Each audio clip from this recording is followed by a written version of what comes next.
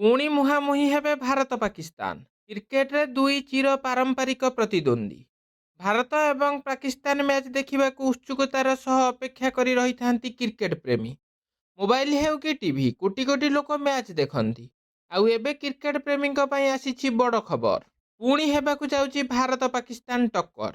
2024 ଟି20 ବିଶ୍ୱକପ୍କୁ ଆଉ ମାତ୍ର କିଛି ଦିନ ବାକି ରହିଛି। ଆଇପିଏଲ୍ ଶେଷ ହେବା ପରେ ଆମେରିକା ଏବଂ ୱେଷ୍ଟଇଣ୍ଡିଜରେ ଖେଳାଯିବାକୁ ଥିବା ଟି20 ବିଶ୍ୱକପ୍। ପୁଣି ମୁହାଁମୁହିଁ ହେବେ ଭାରତ ଏବଂ ପାକିସ୍ତାନ। ଆଉ ଏକ ଟକ୍କର ହେବ ଟି20 ବିଶ୍ୱକପ୍ରେ, ଯାହାକି ଜୁନ୍ ମାସରେ ହେବାକୁ ଯାଉଛି। ଟୁର୍ଣ୍ଣାମେଣ୍ଟକୁ ଆଉ 6 ମାସ ବାକି ଥିବା ବେଳେ ଏବେଠାରୁ ମାହୋଲ ତିଆରି ହେଲାଣି।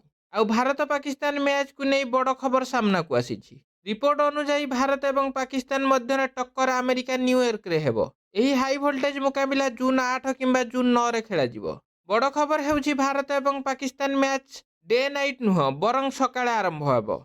ଆମେରିକାର ସକାଳେ ଏହି ମ୍ୟାଚ୍ ଆୟୋଜନ କରିବାର ଏକମାତ୍ର ଉଦ୍ଦେଶ୍ୟ ହେଉଛି ଯେ ଭାରତର ଲୋକମାନେ ଏହି ମ୍ୟାଚ୍ ଠିକ୍ ସମୟରେ ଦେଖିପାରିବେ।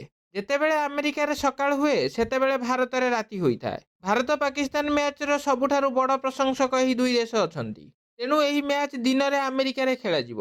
ଟି20 ବିଶ୍ୱକପ୍ ଇତିହାସରେ ଏହା ପ୍ରଥମ ଥର ହେବ ଯେ ଭାରତ ପାକିସ୍ତାନ ଏକ ମ୍ୟାଚ୍ ଦିନରେ ଖେଳାଯିବ। ପୂର୍ବରୁ ଏହି ଦୁଇ ଦଳ ମଧ୍ୟରେ ମ୍ୟାଚ୍ ଡେ ଏଣ୍ଡ ନାଇଟ୍ ହୋଇଯାଇଛି।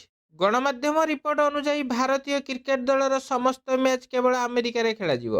ଆମେରିକାରେ ଲକ୍ଷ ଲକ୍ଷ ଲୋକ ବାସ କରନ୍ତି ଏବଂ ଟିମ୍ ଇଣ୍ଡିଆର ମଧ୍ୟ ସେଠାରେ ଅନେକ ପ୍ରଶଂସକ ରହିଛନ୍ତି। ଏହି କାରଣରୁ ଏହି ନିଷ୍ପତ୍ତି ନିଆଯାଇଛି। ଏହା ବ୍ୟତୀତ 2028 ମସିହାରେ ଲସ୍ ଆଞ୍ଜେଲସରେ ଅଲିମ୍ପିକ୍ ମଧ୍ୟ ଅନୁଷ୍ଠିତ ହେବ, ଯେଉଁଥିରେ କ୍ରିକେଟ ମଧ୍ୟ ଅନ୍ତର୍ଭୁକ୍ତ ହୋଇଛି।